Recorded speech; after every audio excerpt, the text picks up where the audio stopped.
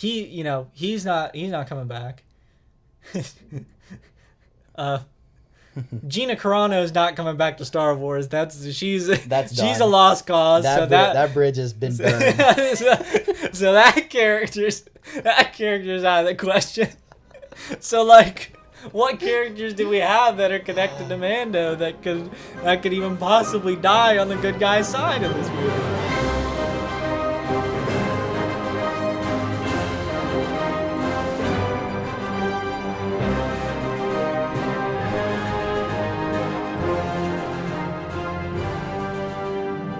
Citizens of the Republic, welcome back to another episode of Diner Talk, a Star Wars podcast, episode 6, the greatest Star Wars podcast on YouTube. You're watching this on the Star Wars CS YouTube channel, the peak of Star Wars content. My name is Logan. I'm joined by my co-host Mark.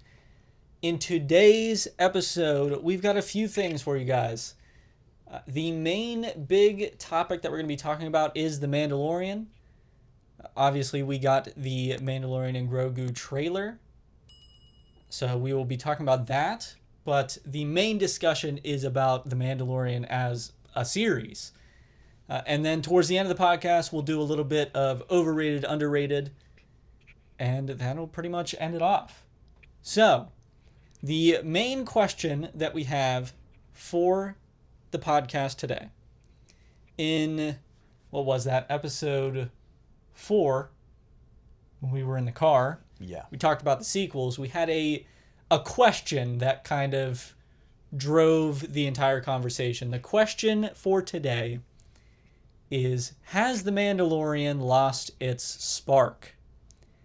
What we mean by that is, like, as time has went on, really is the demand for The Mandalorian, like, it's obviously gone down. Oh, yeah. It's Absolutely. nowhere near as popular. No. But, I kind of want to talk about what might be the reason for that. And, kind of the direction the story has went. I guess to start off, what's your opinion? I know when I brought this up to you, you said you had a lot to say about just this question in general. Yeah, because when we were watching it, right? Obviously, season 1, I thought that was amazing when they dropped season 1, and then I think they followed up so strong with season 2, especially with the end of it when you realize it's like, oh, it's one X-wing, and we're sitting we know who's in the one X-wing. Yeah. So the ending to season 2 was so good, but then they go to season 3, and while in the moment I did like it, I feel like my thoughts on it have kind of went down on it a little bit, because I don't think it's obviously not as strong in my opinion as 1 or 2. Yeah, I definitely think 2 is probably the best one, but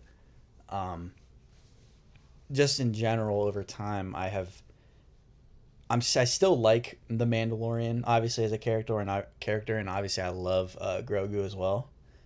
But over time, I don't know. I definitely think it's lost its spark. Now, mind you, I think the trailer pulled me back in a little bit.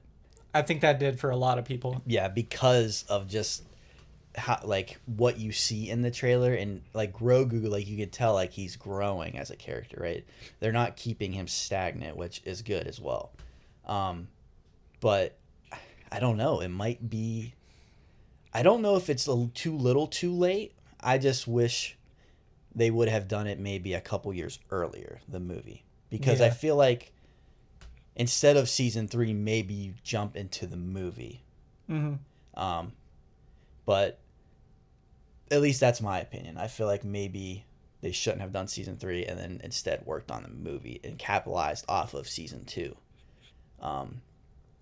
But at the same time, I don't know exactly what the direction of the movie is, I guess, because you can piece things together, but you don't know the full direction of it. But because I thought maybe we would see Thrawn, maybe. But it doesn't seem like we're gonna see him Thrawn. I think they're gonna save him for Ahsoka. But I think they maybe should have not done the season 3 and maybe transition into a movie after season 2. I think I agree with you there. I mean, a lot of people say this, but the real main thing that really did it, that kind of changed the series as a whole, was one, bringing Grogu back. That, yeah. Mm-hmm. Which I'm not necessarily mad about. No. I think that's completely fine to bring him back, but also the way they bring him back is really not good. The fact that they do it in a whole separate show. That too. Yeah, that's a fumble. They do it in a whole separate show, and I feel like it is a little, the time apart that they have is not shown well, because I'm pretty sure it's multiple years. Okay, yeah, I didn't know like in universe like what the time difference is, but yeah, I will agree with you that it is done poorly. I think it's 2 years they spend apart, which it's just you cannot. There's no possible way that you could even say that it was 2 years. Like it didn't feel like 2 years. Like if they asked, like, how many years do you think they spent apart? I don't even think you could possibly try to give a good guess. No, because you don't really know. You don't know the time difference from The Mandalorian Season 2, the end of that, to Book of Boba Fett. Yeah. You just know that Book of Boba Fett is after that because Boba Fett is, actually on Tatooine doing stuff. But I think that is insane to really not. They don't even really mention it either. No, I don't think they mention it. I don't remember them mentioning it, but so I think it's just told like it's probably in like some interview or something that they said, "Oh yeah, it's been 2 years." How the hell were we supposed to know that? Yeah, because it doesn't feel like it at all. No, like you said, like I couldn't have guessed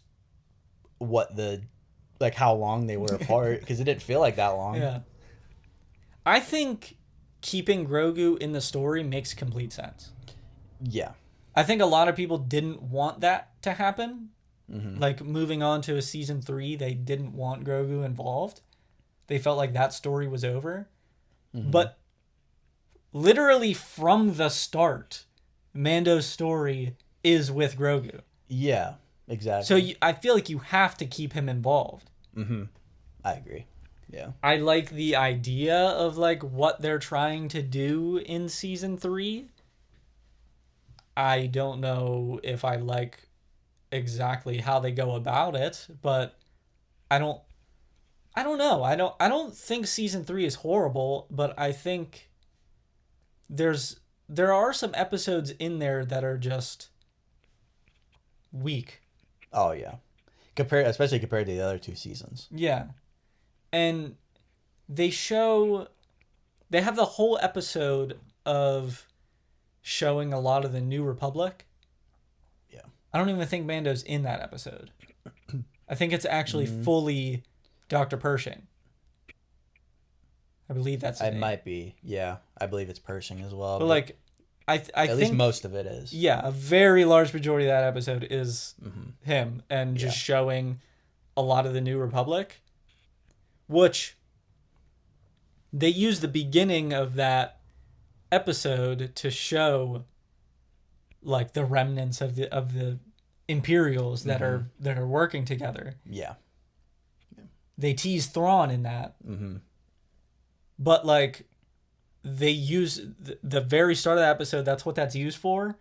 But then the rest of the episode is just about the New Republic and like Pershing's life, which I don't know if that's mandatory for the Mandalorian story. Yeah, the rest of the episode isn't necessary. I definitely think like that first part of it, where like you're teasing Thrawn and like all of that stuff and seeing the remnants, because at this point because Mando, like his story is with Grogu, but it's also kind of with the Imperial remnants as well. They've been a pretty decently big factor in his story as well.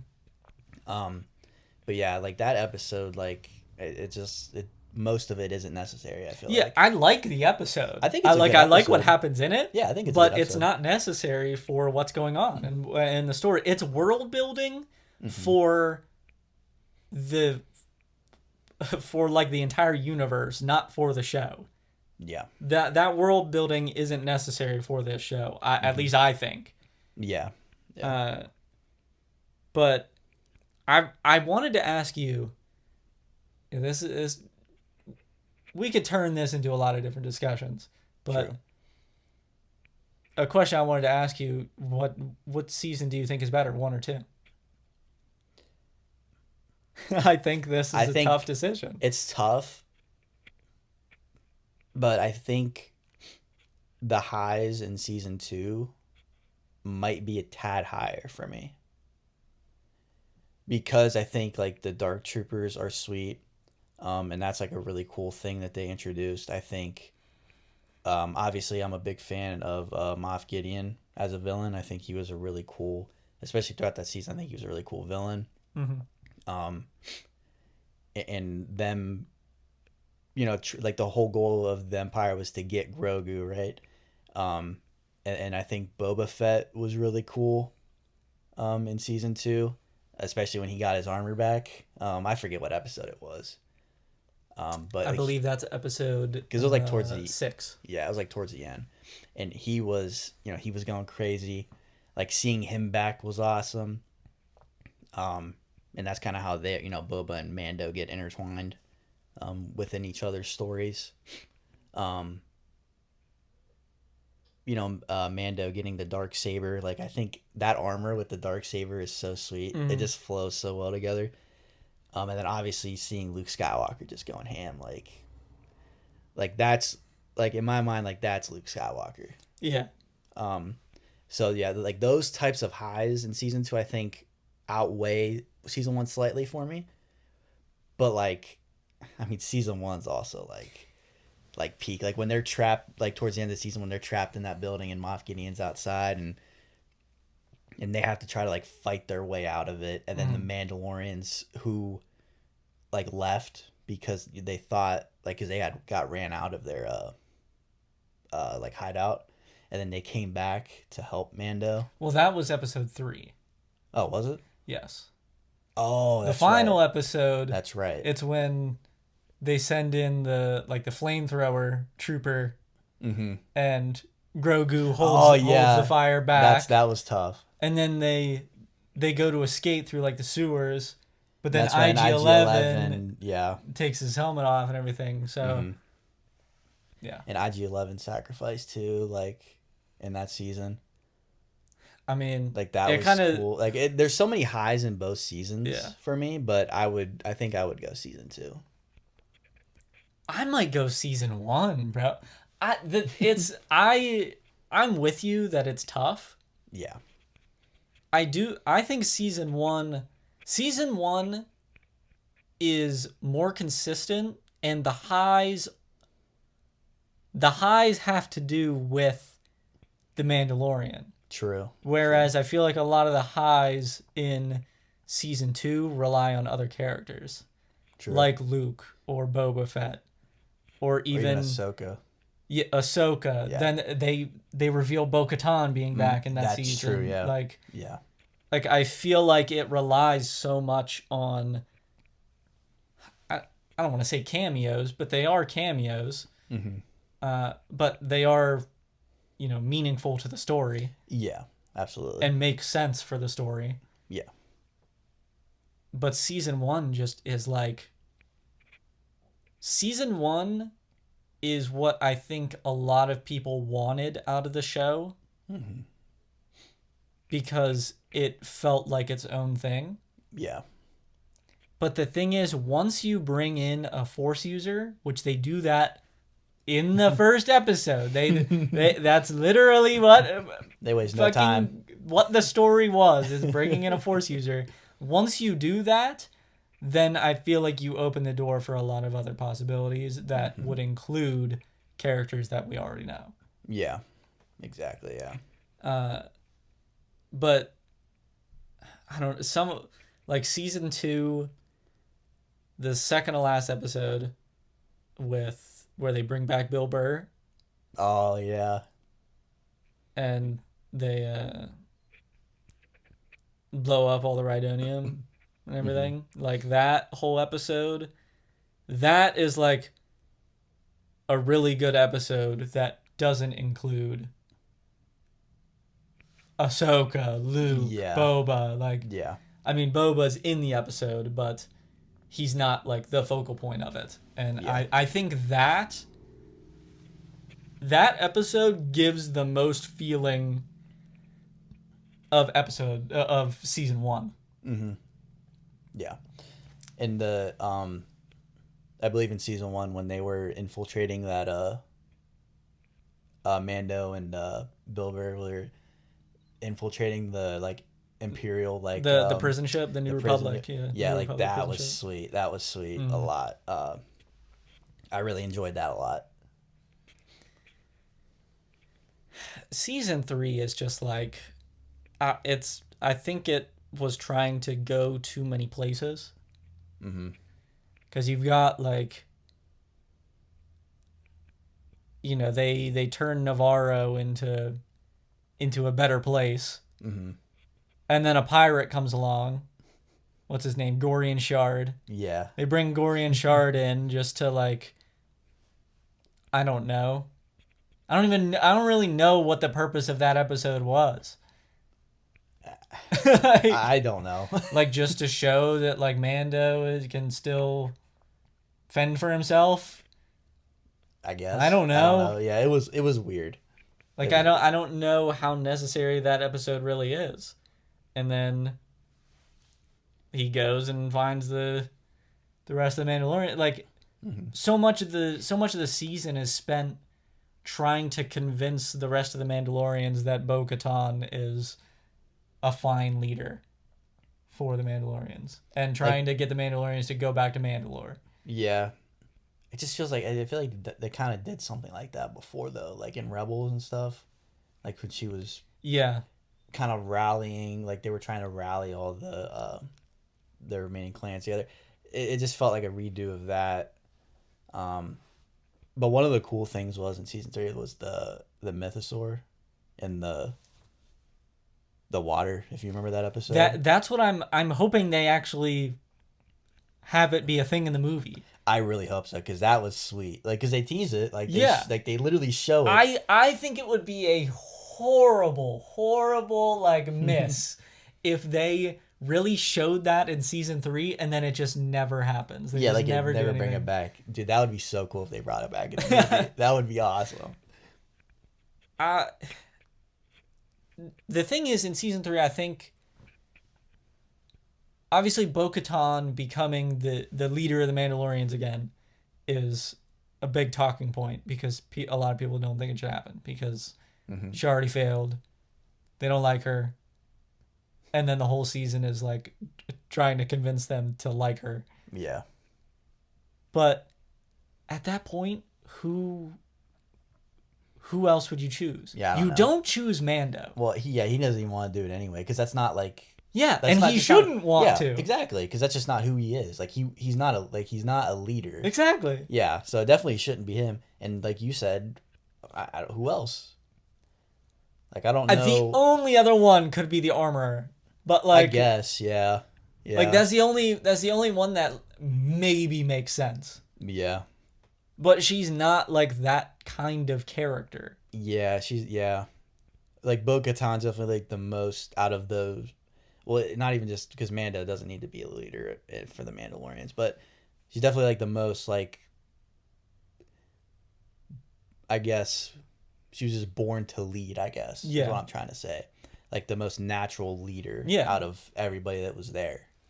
And I don't think there's anyone that we're not introduced to any other characters that I feel like make sense. That too. Like before they have Bo-Katan battle Axe Woes for like the title of the leader of the Mandalorians. I feel like he doesn't really show, but granted, we don't get much of his character. They would literally have to introduce and dive deep into a brand new character for there to even be another possibility of a different Mandalorian leader. Yeah, absolutely. So I think that happening in season 3 is fine. Mm-hmm. It's the only thing that makes sense. Yeah. I don't know. I think really the thing that where they drop the ball in season 3 is they maybe spend too much time trying to convince us that Bo-Katan makes sense as a leader. Whereas I feel like it was kind of naturally the choice anyway. Yeah. I don't think we needed to spend time doing that. Yeah, because you knew they were going to pick her anyway. Yeah. Like, because like you said, nobody else had the character. Any, like, the new characters didn't get that development for you to believe that, okay, maybe this person can be a leader, right? Mm. Or they can lead. Like, she was the most fleshed out of anybody there. Yeah. Character-wise. And she was already a leader before, so it's like, I don't see anybody else being able to lead the Mandalorians of all people as well. Like, but you do get to see Jack Black. And that's a lot of people think that's the worst episode in the entire series. Dude, it's so funny though. Like, it's so funny to see him in Star Wars. Because I was like, dude, like that would be like I wouldn't be like, oh, like who's your dream, like casting in Star Wars? Like I wouldn't be like, oh, I'd love to see Jack Black in Star Wars. Like I just wouldn't think of that off the top of my head. But seeing him in Star Wars is hilarious, dude. And it makes sense, to be honest. Like I feel like him.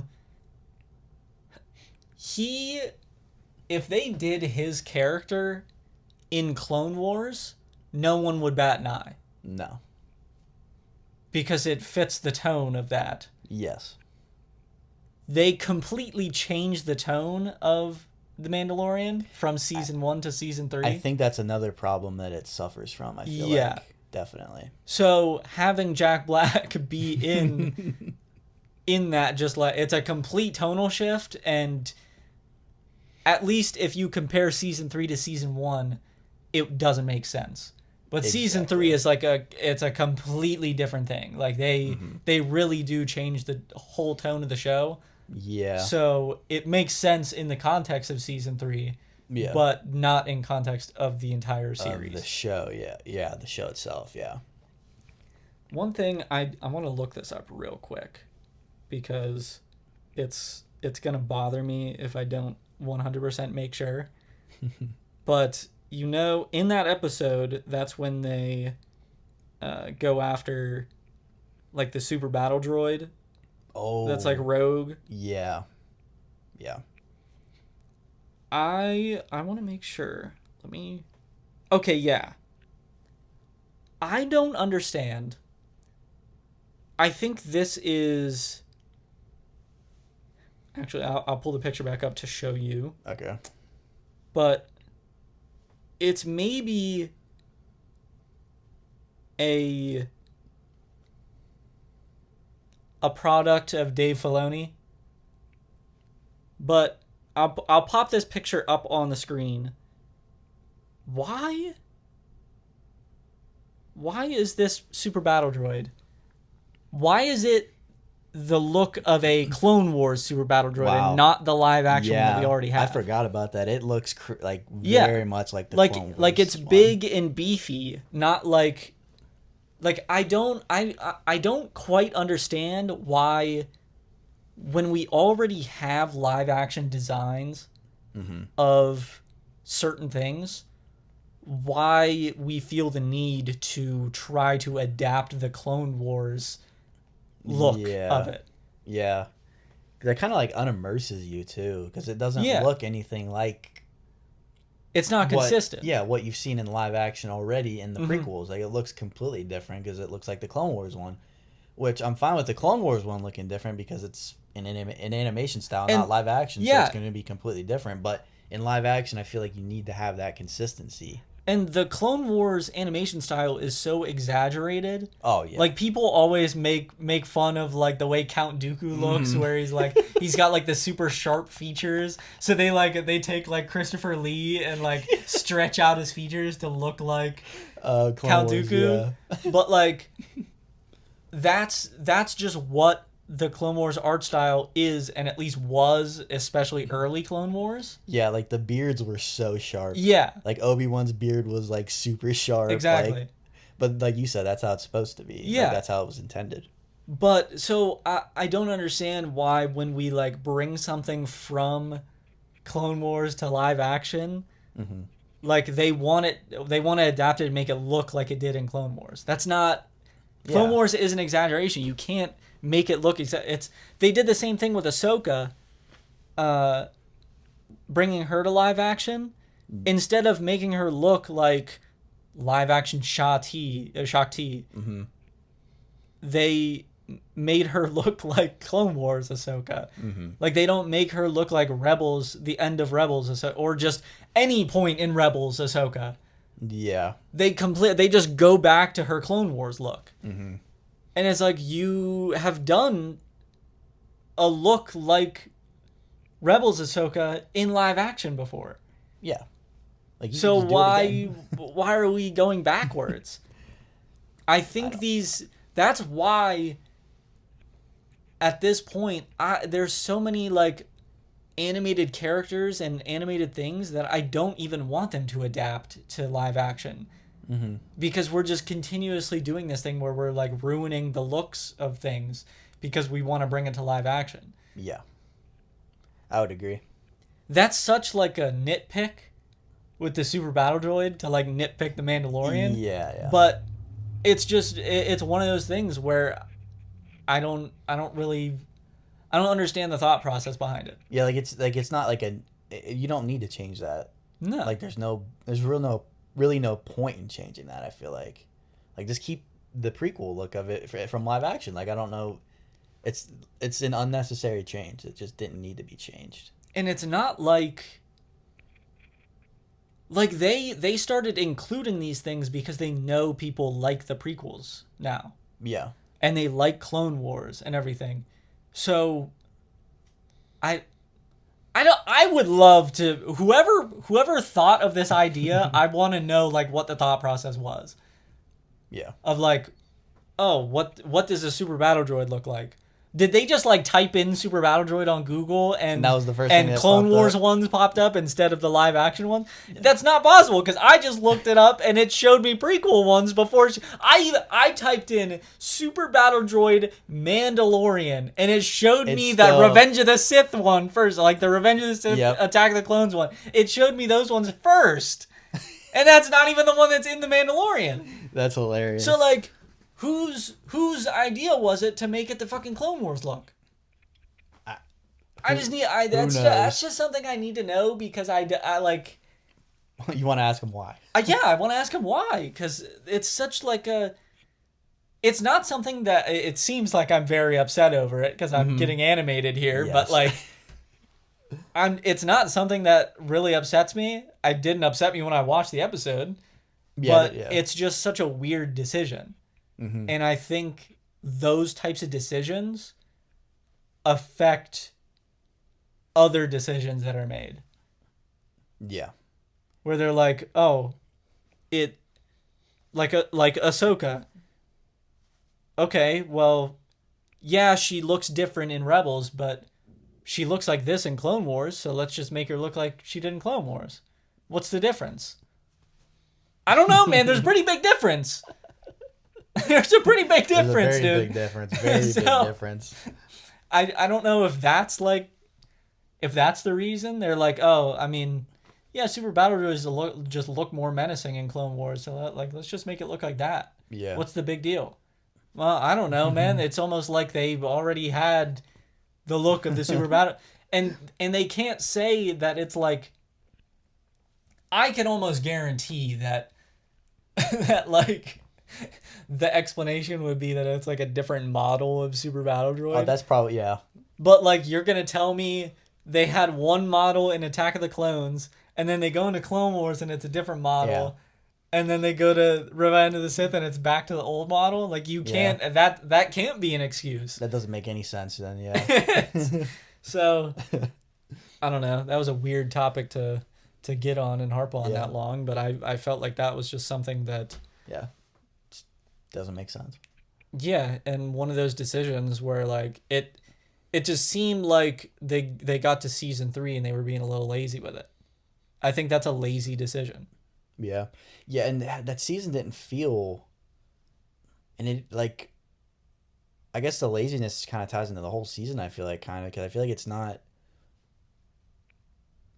as well put together as the other two, Yeah. like timeline wise, and just overall decision making, I guess, within the seasons themselves. But I don't know. I wish it was a little different, personally. I think what could have been a lot better was if they don't have Grogu come back in Book of Boba Fett and they have that be the main thing that happens throughout the season 3. Then that would make sense. Yeah, the decision, like why are we getting back together in Book of Boba? Like, it's not even your show. Like, that was a major thing that happened in season 2. The whole point of The Mandalorian was, from season 1 to season 2, was he wanted to get Grogu back to his kind, so the Jedi. Yeah. And he finally achieved that goal, right? Of Luke was willing to take Grogu and train him. And that was The Mandalorian, season 1 and 2. And then they get back together in Book of Boba Fett. Not even his own show. Yeah. And it felt too rushed. It felt way too quick, because you're not filling in, like, you're just filling in like a small gap in Book of Boba Fett, and then they're back together. So it doesn't feel long at all. And like you said, I think season 3 would have been much better if the goal was, for them to kind of do their own thing, but like spread it out, because it wasn't super spread out in Book of Boba. Spread it out over a season, and then them finally like reuniting again towards the end of the season. I just think doing it in a whole nother show as well is just like it's such a, in my opinion, I think it's a stupid decision. Like, I don't know why, because then you're also taking away from Boba Fett in his own show. There was a whole two. It was one entire episode. It was one entire episode where he wasn't in it. Yeah, then half another episode. So like, you're taking away so much time from Boba Fett in his own show. There was the one episode where it was literally just Mando. Like, what? Like, I just don't understand the decision making there at all. Yeah. And I think that probably ties into why season 3 isn't as good, because they had already reunited again. So it's like, well, what? Like, what where do we go now? Yeah. I think season 3, at least the story, not exactly everything that happens, but like this storyline of getting back with Bo-Katan and trying to reunite the Mandalorians and take back Mandalore. Yeah. I think that would have worked best as a movie. Dude, that would have been sweet as a movie. So you spend season 3 getting Grogu back, Mm-hmm. and then the movie is them retaking Mandalore. That would be sweet. I think that would make the most sense. I do think going back to Mandalore was a good idea. Mm-hmm. Like, exploring that after the Empire. Exactly. I think that was a phenomenal idea. But yeah, I think it would have been a lot cooler seeing it in theaters watching it in a movie. And I like the idea of them not knowing that Mandalore was actually completely safe the entire time, and Moff Gideon was just using the planet, just hiding under their nose. Yeah. And I think the end of the season would be like, the theater would be erupting, dude. Yes. Like, everything that happened, like Paz dying. Dude, that was, oh my gosh. And then Gideon in his crazy Mandalorian armor. He looks sick. And the way they kill him off, like, it's just, that would have worked so much better as a movie, I feel like. I agree. And would have hit a lot harder. But I agree. I think at the end of the day, I think we both probably agree that yes, The Mandalorian has lost its spark. Mm-hmm. It's definitely not what it was in the first season or the second season, but the character has changed a lot. Yeah. I think a lot of people expected, season 3, now that Grogu's gone, going into season 3, now he can get back to just like being a bounty hunter and we can see more of that. Mm-hmm. Dude, we saw him be a bounty hunter for 1 episode. Yes. So like I don't know how much more of that you needed to see because you already didn't see it in the first place, really. Yeah, you saw it pretty briefly within that first season. Yeah. I do think like you take him and turned him into pretty much a New Republic soldier. Yeah. Like he's still a bounty hunter, Mm-hmm. but he's like a good guy bounty hunter. Yeah, he's a good guy bounty hunter. Yeah. So he's not doing it for credits. yeah, and it's not, that's not what people wanted to see. Yeah. Mm-hmm. But that's what people are still expecting. So I think in terms of like general public, that is kind of the downfall there. Mm-hmm. Is they took away like the initial appeal of what they thought he was going to be. Yes. And just turned him into a good guy. Whereas Yeah. like a bounty hunter has always been more of a like moral gray area. Mm-hmm. Because they're just doing it for money. They're doing it for themselves. Exactly, yeah. But the thing is, once Grogu's involved, he can't just do stuff for himself. So he's gonna have a much more of a moral high ground than a regular bounty hunter because he's worrying about a child. Exactly.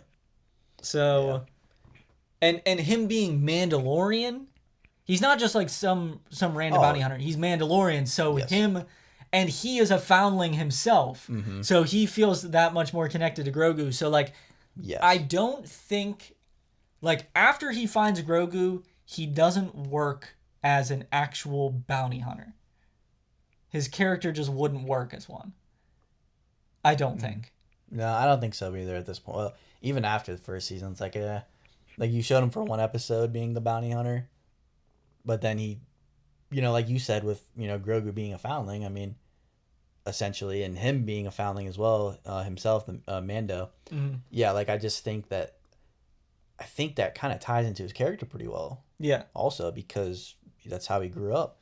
He was a foundling, so he feels, okay, Grogu's a foundling as well. Like it kind of makes sense to me because Mandalorian's like so like Django, I guess Django was technically a Mandalorian, and obviously he was a bounty hunter. Then Boba was a bounty hunter too, but from Mando's perspective, it's different because he's not like by himself, I guess, like Boba was, or like Django kind of was. Yeah, because, Boba didn't know anything about, like, actual Mandalorian culture. Yeah. Which neither does Mando, really, because he's a child of Death Watch. Mm-hmm. Not of... Which Death Watch, at least that's what they explore in season 3 and season 2 a lot. Yeah. Is the difference between Bo-Katan and Mando, and how they view Mandalorian culture. Yeah. The culture that Mando is part of, like, is so much about found family, and so once he gets Grogu, he's gonna protect him, and bounty hunting just isn't something that he would be involved in. Yeah, and absolutely. Also with like season 3 with grief and everything and how they fix up Navarro, like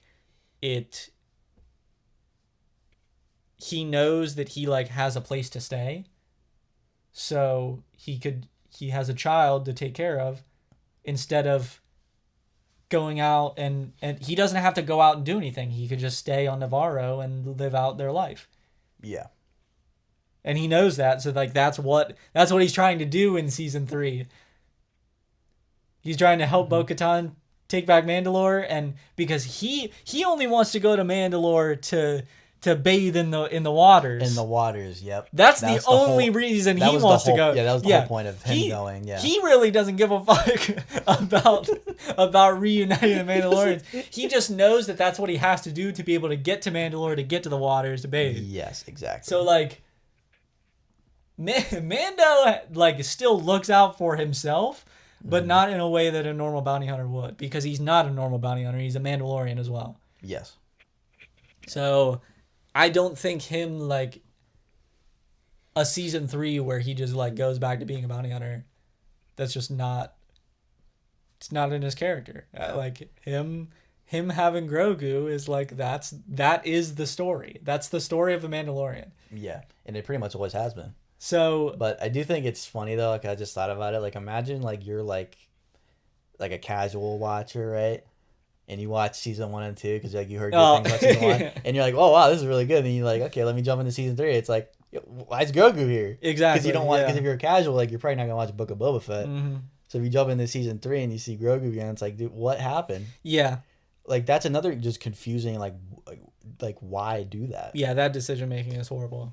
But the way they went about everything, reuniting them was not good. Mm-hmm. But them reuniting makes complete sense to me. Oh, I'm completely fine with that decision of reuniting them. Like it just makes sense, like we talked about. But the way they do it is not great. Yeah. So yeah, Mandalorian has lost its spark, but I think it can definitely come back, because now that we're done with the whole Mandalore, Bo-Katan whole thing, now that we're done with that, we could focus on Mando and Grogu. Yeah. And everything that's happening there. So I'm excited for the movie though. Now we can start talking about the trailer. Okay. First thing, before anything happens, I'm happy they're bringing Embo back. But holy shit, I do not want them to kill him. That's the one thing. Yep. One thing, I do not want them to kill Embo, and I'm so scared that they're going to. Yeah, they brought Cad Bane back, and then they killed him. But that one kind of made sense though, since him and Boba had a bunch of history. Yeah. I'm really hoping that they don't kill Embo. And dude, like when you get that shot of him in the trailer, like he looks so cool, dude. And he's got his dog with him and everything. So like, cool. Oh my god, bro. He looks so freaking cool. He's just like, there's no reason to kill him. Yeah. There isn't. Mm-hmm. I think it's completely fine. It's fine for Star Wars characters to die of natural causes. He'll die eventually. He can die off screen. He doesn't have to die on screen. He doesn't need to die at the hands of someone else. He could die of natural causes. I think we're too wrapped up in Star Wars characters we need to see them die. We need to see them die. Yeah. No, we don't. Mm-hmm. He could die of natural causes, man. It's fine. Keep him alive, dude. That's hilarious. Because I feel like they're bringing him in because he's hired by the Hutts. Yes. To like take care of Mando. Yeah. And Mando's got plot armor. Oh, Mando's not gonna die. No, absolutely not. They have to wait till like way into the future for him to die. So then that way Grogu, like once Grogu can be on his own, that's when they'll pull the plug on Mando, I think. Oh my god. But I don't know. You might not get your wish. I don't know. I've. But also, this is another thing. Everyone's talking about how, they're bringing Embo back because Dave Filoni's just reaching back into his toy box and pulling someone out. We know Dave Filoni. He doesn't like to kill off his characters. This is true. And that's him. He voices Embo. Yeah. Maybe he'll make the executive decision and be like, "Hey, we can't kill him off." Like that's me. We can't kill him. Yeah, that's me. Like we gotta keep going.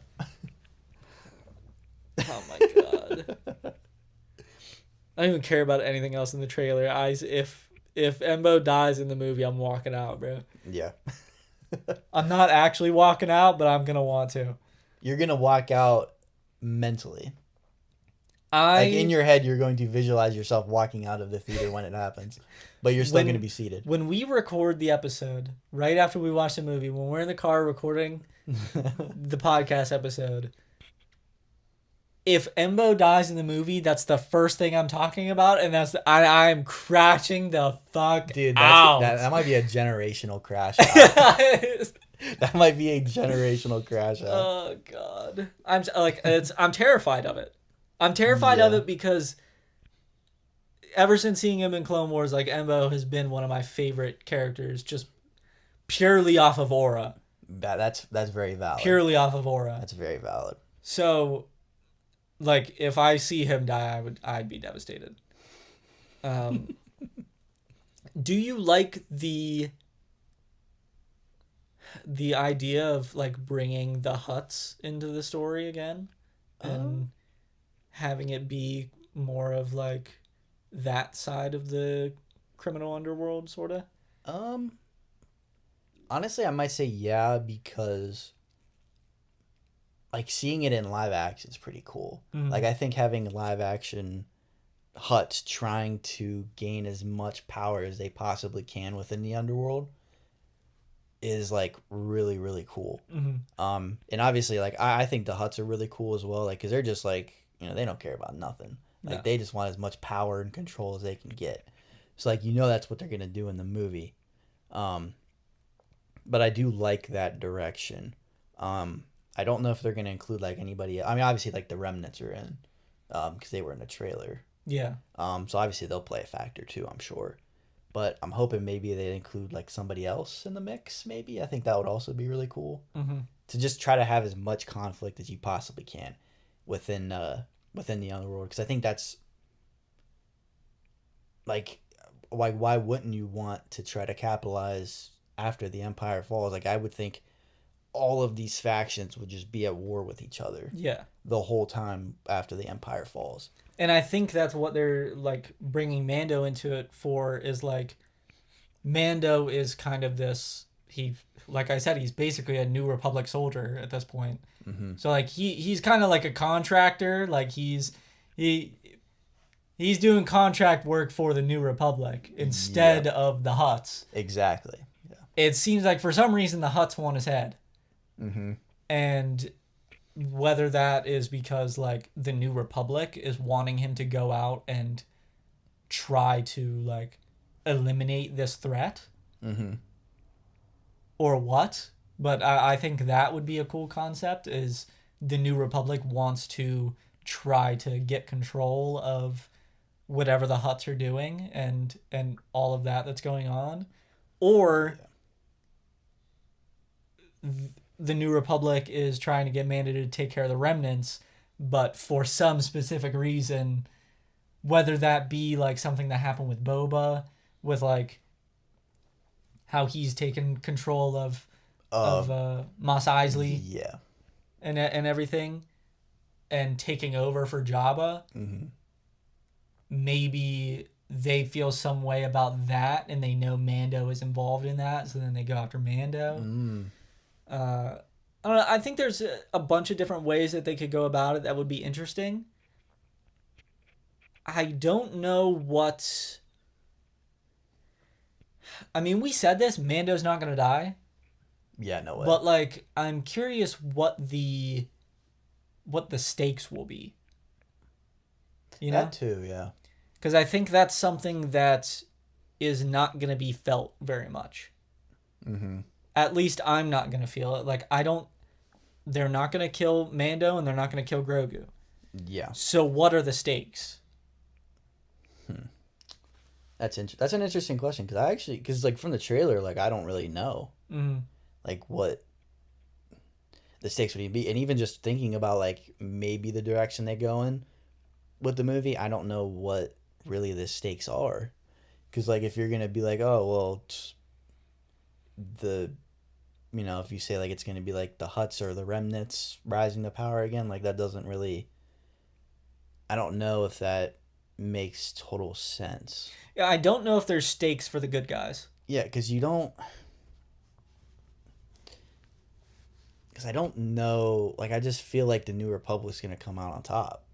because obviously they do, because they're by like the Force Awakens, like they're kind of they're the New Republic, and they're running stuff, but like I kind of agree with you. Like I don't know, it's not gonna feel as impactful.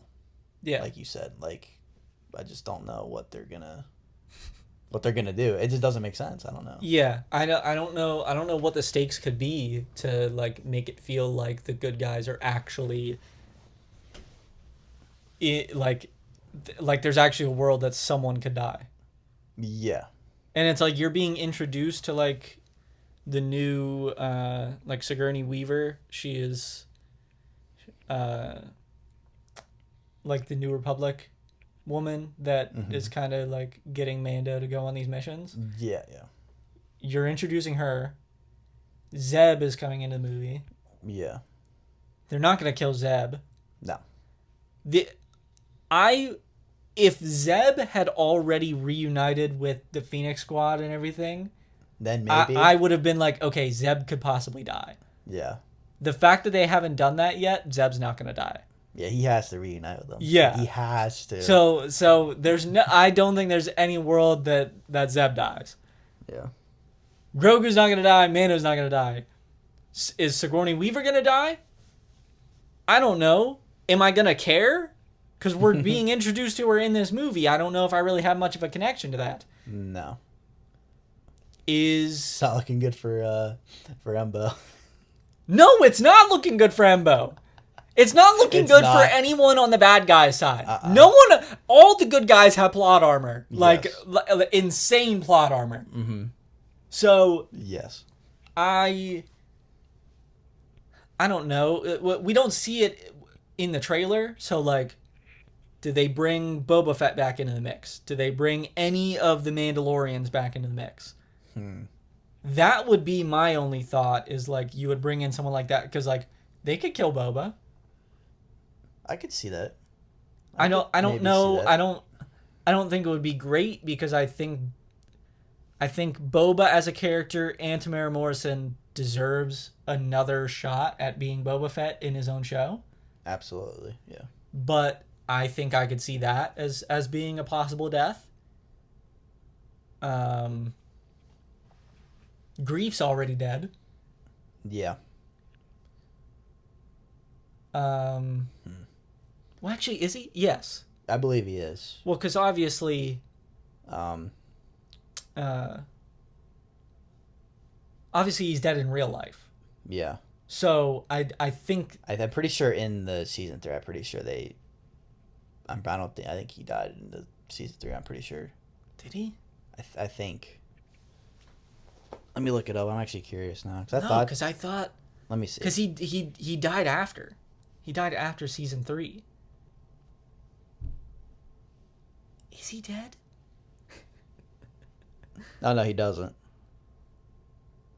Yeah, so he's technically alive in world. Yes. But they would not recast him. There's no way in hell. Yeah, because he's just overseeing Navarro. Yeah. So, he's not coming back.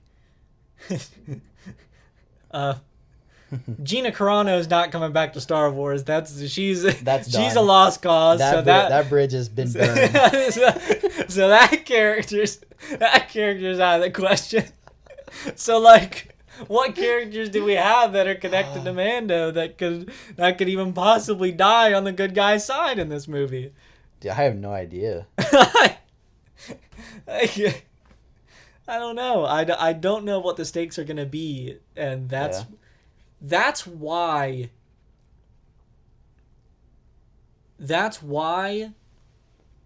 I don't think a movie at this point was the right move. Like you said earlier, a movie needed to happen years ago, not now. Yes. Yeah. Because I feel like now you're in an awkward spot. Yeah. Especially because it's not confirmed to be happening still. But especially if they're going to do this like fucking Avengers movie where they're bringing in like the Ahsoka characters, the Mando characters. For some reason, they're bringing in the Skeleton Crew characters. Fuck out of here. That makes no sense. But, like, they want to have this big collaboration movie where they're fighting Thrawn. Yeah. That shit makes no sense. No, it doesn't. Like, there's no reason for that. But, like, because that is even a possibility, there's no way fucking Mando dies. Like, no one's gonna die. No one's gonna die except for Embo. Embo's gonna die. Yeah, I wonder if this is gonna kind of, like, set up, or at least somewhat... Well, no, it doesn't even make sense, because, like, this is, like, the underworld. Because, obviously, like, they're doing a season 2 of Ahsoka, right? That's been I do believe that is 100% confirmed. Before they're doing... Because I think... Because they're still... Are they... Because don't they want to at least do that Thrawn movie? Because isn't that like... Because I feel like that was the don't think it's not 100% it's confirmed. Not 100%. Yeah, I just feel like... They want to do it. They've announced that it's a possibility, but it's not like they're filming it. They're 100% going to do it. Yeah. I think a lot of that decision relies on how well this movie does. That's fair. I think that's going to affect a lot of movies going forward for Star Wars, is how well this one does. Yeah. I just, like, I feel like that's the direction they should go, though. Not including, like, all the characters, but, like, because, like, you need a next, like, if you're going in this, filling in this void in this direction towards the sequels, like, you need a big bad, and I feel like Thrawn is that big bad that you need. Like, because they set it up perfectly at the end of season 1. So I feel like that should be, like, he should be the big bad of the next, like, big movie that they drop. But you don't need the collaboration of everybody. Like, I guess maybe Mando and Ahsoka make sense, yeah. Because he's already he's been battling the remnants. So, like, it makes sense for him and Ahsoka and to get the whole, like, Rebels crew. Like, that makes sense. And the New Skeleton Republic... crew makes no sense. No. That makes zero sense. What are they going to do? What are they going to do? Oh, my God. It makes no sense. When, like, because I've seen that. I don't know... I don't know who originally said that was gonna, like, it was gonna bring in everything post, like, all the shows between Return of the Jedi and The Force Awakens. Yeah. There's no way they bring in Skeleton Crew characters. Yeah, that just doesn't... That makes no sense. That would make zero sense. Like, that should just be its own separate thing. Yeah. But even, like... Does, like, Boba Fett make sense even? I mean, Boba Fett with Mando, at least. He's the only reason it makes sense is because, like, he's tied with Mando. Yeah, I guess. Yeah, that would be the only. That would be the only connection I would think. Because, like, he doesn't really fight. Oh, they're gonna bring Rex into it, aren't they? Oh gosh, live action Rex. Oh God, that's what they're gonna do. They might do that. Because, like, I think it's confirmed that he survives Return of the Jedi as well. Like, he battles on Endor and he survives that. Okay, yeah. So he's alive. This is like... I mean, what is this? It's over 10 years past Return of the Jedi. There's no way... He can't be alive. Yeah, I don't think he can't possibly be alive. Yeah, I don't think he could be alive. So... Yeah. But, like, I wouldn't be surprised if they somehow find a way to... He's on his last leg. Dude, I would not be surprised if they find a way to include Rex in it, so then they can have, like, an interaction with Rex and Boba. And it's like Tamara Morrison talking to himself. Dude, no, that would be hilarious. I need that, actually. That would be so funny. Like, no matter how serious the conversation would be, I would be laughing because of how funny it would be. Because it's him talking to himself. That would be hilarious, dude. Like, I don't know. Funny. I think... Just think, I'm thinking of it in my head. That is hilarious. Like, I'm not one to dog on Dave Filoni and, like, some of his decisions. I do think he relies a lot on... like, past characters holding up his stories sometimes. I would agree.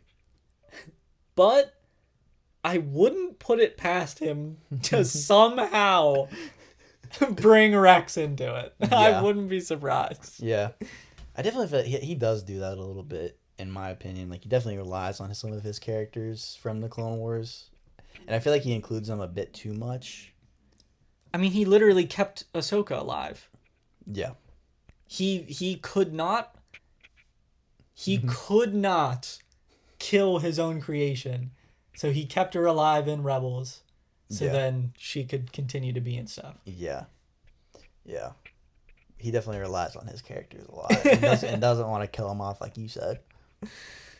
But he's going to kill off Embo. Fuck me. I don't know, man. Don't they tease at the end of Book of Boba Fett, though, like Cad Bane could still be alive? Didn't they tease that? No, that's Cobb Vanth. Oh, Cobb Vanth. Okay, I couldn't remember. Yeah. I was going to say, that'd be hilarious if they just bring back Cad Bane for this movie. It's like, oh, he survived somehow. It's like, Kanan's alive. Kanan. No, that would be the ultimate kicker. Oh my god. Alive.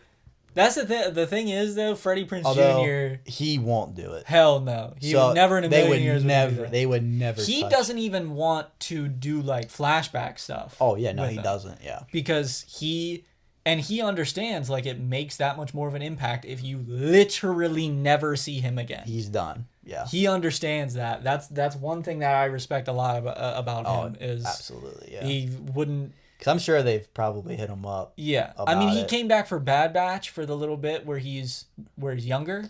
Yeah, that makes sense. Which is so funny that they still had him voice him, and he's like 20 years younger. That is pretty funny. So that's hilarious, but yeah.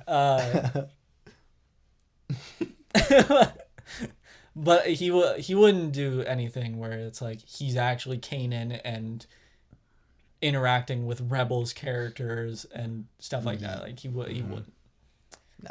I mean, we say that, but you never know the type of bread that Disney could throw at them. And they have a lot of it. Yeah. So I don't know. And Disney is definitely, with that checkbook, they've changed a lot of people's minds. Dude, Disney, they have so much money, dude. Like this is off topic of Star Wars, but like, dude, like this Avengers Doomsday, like the amount of actors, and like these are no jokes. Like these dudes are like top of the top actors and actresses, and they're bringing all of them in. Like the amount of bread on that movie, like they could do the same thing for Star Wars. They could just throw like so much bread at people and just form an Avengers team. Well, the thing is with Avengers Doomsday, they're like banking on this being probably the highest grossing movie of all time. Absolutely. I don't know if it's going to be. Dude, I don't know I don't think it beats Endgame. There's just no way. No. And at that point, low key, does it lose money?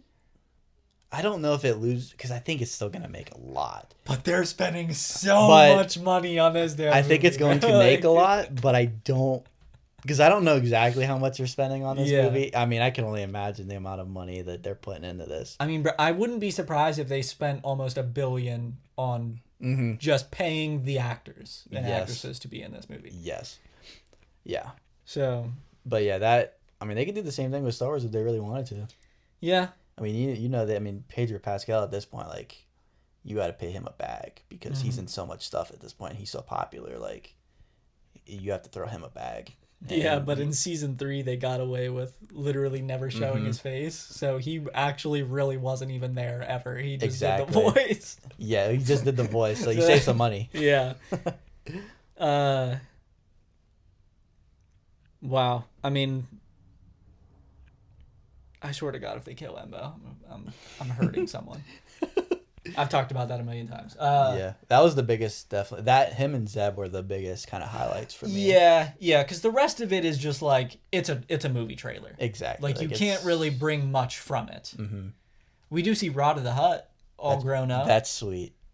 So, I'm excited for that as well. Yeah, I'm excited for the movie, but I'm hesitant to like really have a lot of faith in it being like some unbelievable thing. Oh yeah, because I don't know really where they could take it, where it would absolutely blow me away. Mm-hmm. Yeah, you know, like something like Rogue One, that blew me away. Mm-hmm. But like that's because they're stakes the entire time. Exactly. And the way they end it is unbelievable. Oh my gosh, it's so peak. But you just can't do that with this Mando movie. Exactly. Yeah, the stakes, the visuals of that movie are unreal. And it's funny how quickly you get like attached to the characters. So then the stakes go up even more because these are all new characters. But as you're watching the movie, it's like, wow, I'm growing so close to these characters already. And it's like kind of insane how fast you can grow these connections with these characters. And then at the end of the movie, seeing them all kind of, essentially die, they all start going down. Like, it just, the movie, like, it's just so good. And what the stakes are by the end of it. It's to get the Death Star plans. And odds are they're probably not going to escape. But, like, there's a small part of you that, like, please get off this planet. Yeah. Yeah. So that's definitely going to be the toughest thing for them with this Mando movie. But I'm still going to have, like, high hopes for it. Oh yeah, like there are some good scenes from the trailer that I'm like, okay, this looks pretty cool. Like, I think it'll be fun. Yeah. Yeah, so that'll do it for this discussion, and now we can move on to some overrated, underrated. This is going to be exciting, as it always is. Oh yes. So this will be a little bit of a shorter overrated, underrated, not as much as the last episode where it was just, like a full game podcast, so we had a lot more. Yeah. This one is just we both have 2 groups of 5. So it'll be 4 back and forth, and should be pretty interesting. So I'll start us off here. Okay. Mark, overrated, underrated. Maul. Overrated. There we go. That's my boy. Yeah. Ahsoka. I'll say underrated for Ahsoka. You hesitated. I hesitated. Grief Karga. Oh, I love Grief Karga. Underrated. Owen Lars. He's kind of sick in Obi-Wan. He is. I'm going to go underrated. Bail Organa. Oh, Bail. Underrated for sure. Underrated for sure. It's hard. If you guys haven't noticed, it's hard for me to find things that Mark will say is overrated. Yeah. I had to think about the Owen Lars one a lot. But I don't want to, like, force things where I know you're going to say overrated. Yeah. Some things I don't really know, so I throw it in there, but I kind of expect you to say underrated on most things. This is true. You've got a heart.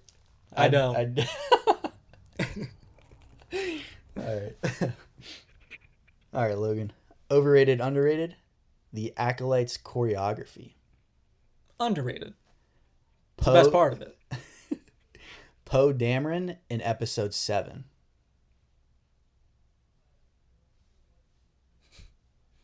It has to be underrated, but I'm still not I don't know. He's one character that I was never attached to. Dave Filoni. Oh, good God.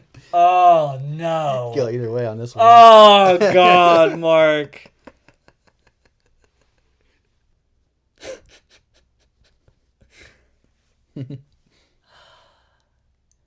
At this point,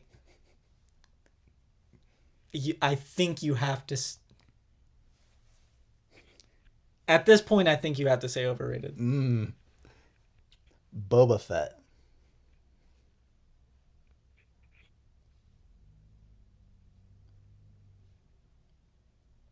I'll say underrated now.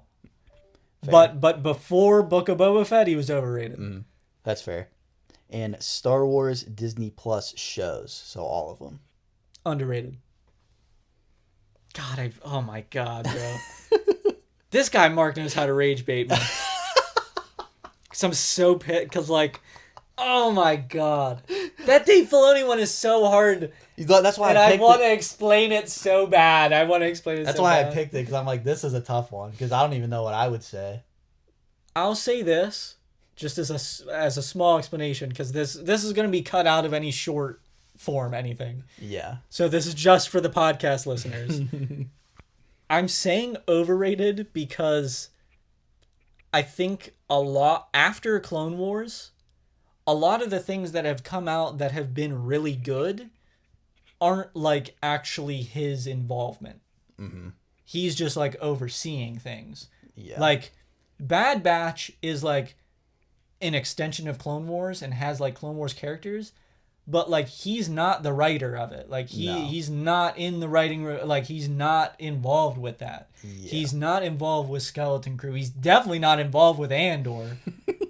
That's pretty clear. But like Ahsoka, he's involved in because that is his show. It's his character. And I think it's one of the weaker shows. Mm-hmm. So that's my reasoning there. God, bro, I still hate you for that though. I thought that was a good one. That was crazy. Always the people on this damn street. Yep. Okay. Overrated, underrated. Bounty hunters.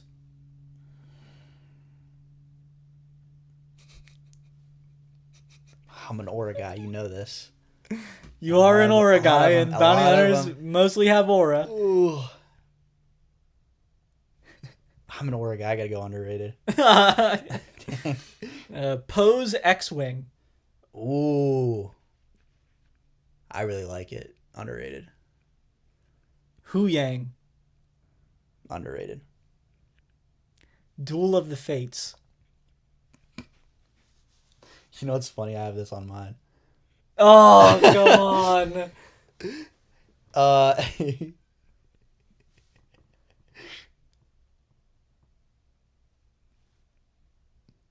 Do I get controversial? This is up to you. Overrated. I got his ass. I got his ass on one of them. I'm going to get controversial.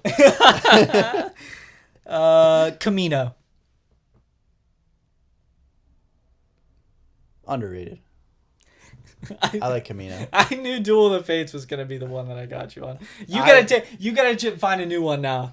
Because I'm not, at least on this episode, I'm not doing it right back to back with you. I'm taking it first. I think I know your answer to it as well. That's why you did it. That's why you knew my answer to it. That's why you fucking did it, you ass. I try to mix in things where it's like good stuff where I know you're going to say like, oh, like this is underrated. But I also try to think of things I'm like, okay, what would he say overrated to? I think just out of spite, I might say underrated just to piss you off. How much flack am I going to get for saying that? A lot. And I'm glad you did it and not me. I just think there's better songs. I've had enough people on the internet make fun of my chin because like, I don't think they hate it. But they people hate say things. like it's the best. I don't think it's the best though. That's exactly why I would say overrated. Yeah, exactly. Like, I don't think it's the best personally. Obviously, I don't hate it. I love it. Oh yeah, I think it's amazing. I think it's great. It's amazing, but it's overrated. Yeah.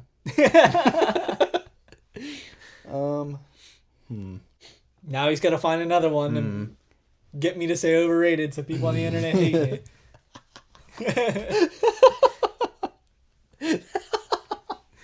Let him cook, man. Let him cook. That is so trolly.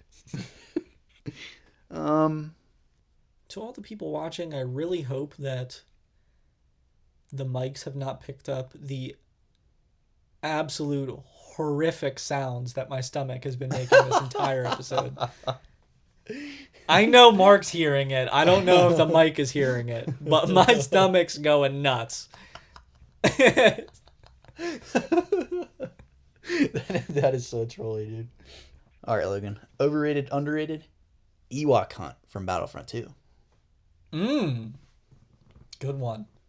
Underrated. Bury Aga Aga Bury. Okay, yeah. Just for aura purposes, underrated. Crazy feats on that guy. Crazy feats. Star Destroyer. Overrated. Star Wars Celebration.